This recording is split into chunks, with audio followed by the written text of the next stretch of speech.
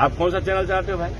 अच्छा एक मंत्री जी कुछ कचरे हैं रामचरितमानस में, कचरा को हटाओ। इनका दिमाग का थोड़ा इशू हो चुका है कि नीड्स प्रॉपर ट्रीटमेंट। जाति के नाम पर अपमान बंद करो। उनका जांच करवाएं, किसी साइकेट्रिस्ट से दिखवाएं। रामचरितमानस का अर्थ है इसमें ना, अलग का अनर्थ नहीं ना है। रुक जाइए, ये देखिए तो मैं लिखा हूँ क्या, रामचरितमानस पेज संख्या 666 दोहा नंबर 1। अब पढ़िए। सापत तारद परुष कहंता विप्र पूजा से गावहि संता पूजा विप्रशील गुणहीना शूद्र न गुणगन ज्ञान परिवीना। अभी एक पढ़ा हूँ ना, दर्जनों बाकी है, अभी देख दो। अगर इतना ही तकलीफ है इनको तो हिंदू धर्म छोड़ के दूसरा धर्म अपना लें। अनाप शनाप हमारे धर्म के बारे में नहीं बोले। रामचरितमानस में कई हजारों श्लोक हैं और दर्जनों में गड़बड़ी है। ये सब बयान नहीं देंगे तो फिर तो आप लोग तो फिर पूछने लगेंगे पढ़ाई लिखाई का बात, शिक्षा के, तो उस पर क्या जवाब देंगे? ये अब आपसे सीखने की जरूरत नहीं। नहीं कहीं मनुपंथ से सीखने की जरूरत है। अम्बेडकर साहब से सीखेंगे, उन्हीं को। अगर इस्लाम के बारे में, चाहे जैनिज्म के बारे में, चाहे क्रिश्चियनिटी के बारे में बोले रहते तो उनका चलना ना रोड पे मुश्किल हो जाता। पढ़ लिख गया है भाई सर, ये पढ़ने आता है। जब नहीं पढ़ने आता था, जब पढ़ाई वंचित था, बाबा साहब अम्बेडकर का आशीर्वाद कृपा महात्मा फूले पेरियार लोहिया जी का है। अटेंशन सीकिंग सिंड्रोम है इनको। उनका जांच करवाएं, किसी साइकेट्रिस्ट से दिखवाएं। रामचरितमानस का आप अपमान कर रहे हैं सर, आप खुद को हिंदू ही बता रहे हैं। भाई आपको लग रहा है ना, आप उनसे सीखे होंगे डॉक्टर संजीव से, आपको लग रहा होगा। नहीं सर, सहयोगी दल होने के बाद आप मतलब मानते हैं कि अपनी बातों पर अटल है।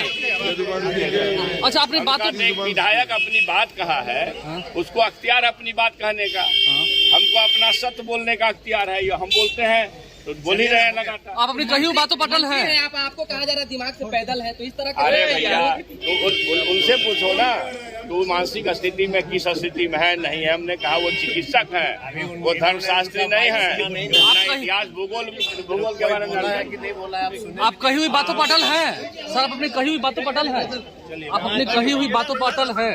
अरे भैया, तो एक बात को क्या बार बोलूं? आपको लगता है कि आप जो न्यूज मीडिया चैनल वाले लोग हैं, शायद लगता है कि मेरी बातों को सुनने का मैंने वो नहीं, पहली बार कोई से व्यक्ति बोल रहे हैं तो आप अटल हैं ना उस बात पर। आपको मेरी बात सुनने का धीरज है कि नहीं है?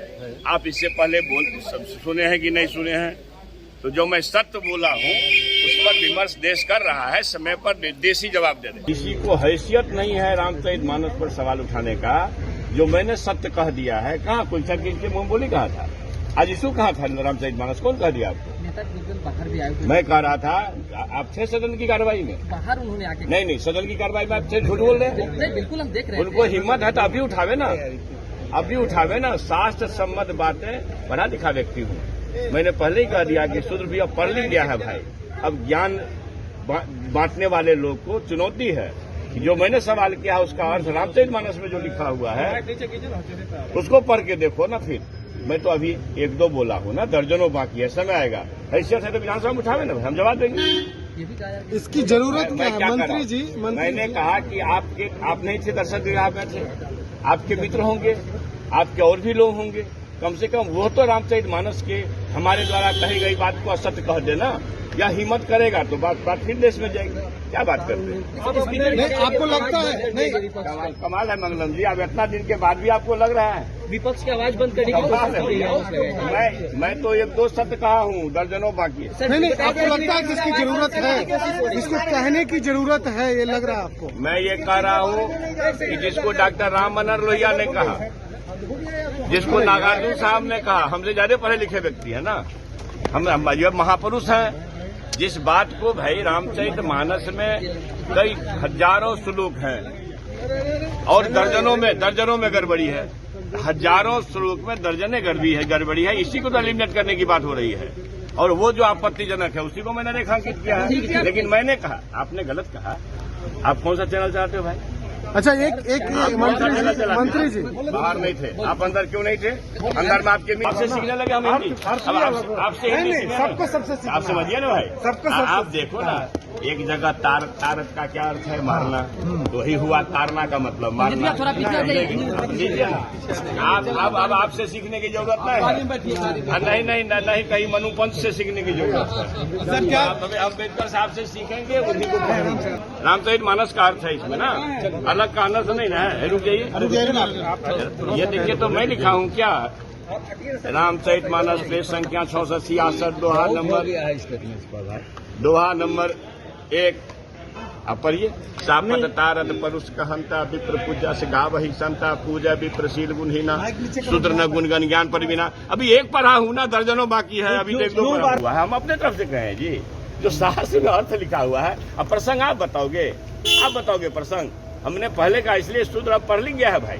सर ये पढ़ने आता है, जब नहीं पढ़ने आता था, जब पढ़ाई वंचित था। बाबा साहब अम्बेडकर का आशीर्वाद कृपा महात्मा फूले पेरियार लोहिया जी का है कि भाई जो आचार्य नरेंद्र देव जेबी कृतानी और क्या कहते हैं पंडित मधुलिमा का बीपी सिंह साहब, हमारा ये कहना है कि अगर शूद्र आज के तारीख में पढ़ लिख गया है, हजारों साल पहले उनको पढ़ने का मना था भाई। तब तो नहीं पढ़ता था। सुना काली को भी अपना समझा कि मेरे लिए सम्मान है, आशीर्वाद है। लेकिन जब पढ़ लिख गया है, शास्त्र का अर्थ समझ सकता है, हिंदी अंग्रेजी पढ़ सकता है, संस्कृत को पढ़ सकता है।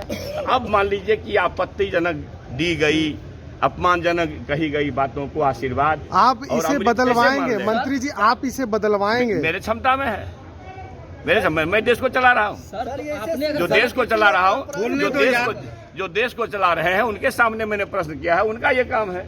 हाँ, मैं ये मानता हूँ कि जो आपत्तिजनक अंश है, जिसको डॉक्टर लोहिया ने भी कहा है कि कुछ कचरे हैं रामचरितमानस में, कचरा को हटाओ, मगर कचरा हटाने में मोती मत फेंकना। भाई जब डॉक्टर लोहिया से बड़े आदमी है क्या? डॉक्टर भीमराव अम्बेडकर से बड़े आदमी हैं। रामायण मेला लगाते थे डॉक्टर लोहिया, लेकिन उन्होंने जो अपने किताब में लेखनी में कहा है कि बहुत अच्छी चीजें हैं, लेकिन रामायण मेला लगाने योग्य है, मगर कुछ कचरा को उसमें से हटाना चाहिए। सीधी बात है। लेकिन मुख्यमंत्री आपके इस बयान से सहमत नहीं दिखते हैं। वो आप पूछिए ना, एजेंडा है मंत्री। एजेंडा क्या है भाई? अपमान, जाति के नाम पर अपमान बंद करो, जेंडर के नाम पर अपमान बंद करो, यही है एजेंडा। ठीक है। नहीं, आपने फिर आपको लगता है कचरा, आपने कहा, मैंने कहा है कि डॉक्टर लोहिया ने कहा है, मैं क्यों कहूँ? हम तो जो हमारे रेलिवेंसी क्या है मंत्री जी? क्या रेलिवेंसी है? जो महापुरुष के हैं उसी के लिखी हुई बात को मैं पढ़ा। नहीं, पिछले 1 माह से जो आप रामचरितमानस के दोहों को मेरा लग रहा होगा, मैं 28 वर्ष से पढ़ रहा हूँ। रामचरितमानस पर बोलने के बाद से शिक्षा मंत्री का विरोध हर तरफ हुआ, लेकिन अब महागठबंधन के लोग ही और जेडीयू के विधायक ने विरोध कर दिया। सर, अब तो आप ही के गठबंधन के लोग। अरे भैया, तो वो अपनी राय दिए है ना, अपनी राय दिए, उसको अख्तियार है राय देने का, उसमें हमको क्या करना है? हमको जो कहना था हम कहे। उन्होंने कहा कि आपको दिक्कत है तो धर्म छोड़ दीजिए। इनका दिमाग का थोड़ा इशू हो चुका है कि नीड्स प्रॉपर ट्रीटमेंट, समझे कि नहीं? या तो ये जान के कर रहे हैं, मैं पहले भी बोला हूँ, अटेंशन सीकिंग सिंड्रोम है इनको। उनका जांच करवाएं, किसी साइकेट्रिस्ट से दिखवाएं। उसमें क्या होता है समझिए कि जो अटेंशन सीकिंग सिंड्रोम, ऐसा कुछ आप उल्टा सीधा काम करें कि आप नोटिस पब्लिक आपका ले, मीडिया नोटिस में आ जाए। तो ये सब बयान नहीं देंगे तो फिर तो आप लोग तो फिर पूछने लगेंगे पढ़ाई लिखाई का बात, शिक्षा का, तो उस पर क्या जवाब देंगे? तो ये गुमराह करने के लिए लोगों को, और गुमराह करने के लिए, परेशान करने के लिए, मतलब ऐसे ही अगर इतना ही तकलीफ़ है इनको तो हिंदू धर्म छोड़ के दूसरा धर्म अपना लें। अनाप शनाप हमारे धर्म के बारे में नहीं बोले। यही अगर इस्लाम के बारे में, चाहे जैनिज़्म के बारे में, चाहे क्रिश्चियनिटी के बारे में बोले रहते तो उनका चलना ना रोड पे मुश्किल हो जाता। हिंदू ऐसी धर्म है कि वो सब कुछ, और ये हमारी सहनशीलता को ना हमारी कमजोरी समझ रहे हैं, तो इनको खुद ही परहेज करना चाहिए। लेकिन इनका इशू है, और लोकतंत्र है भारत में, कोई कुछ भी बोल सकता है। तो अपना बयान दिए हैं, उतना आप लोग भी इनके बयान को नहीं चलाएं, लाइन पे आ जाएंगे खुद ही। अरे भैया, तो उन्हीं के कहने से सब कुछ चलेगा? वो अपनी राय बांट रहे हैं, अपना कथा बांट रहे हैं, बांटे। अब जेडीयू के कोई विधायक हैं तो उससे हमको क्या करना है? वो अपनी राय दे रहे हैं, अपना विचार दे रहे हैं। आप अपने बयानों पर अरे भैया, तो इस बात को क्या बार कहें जी?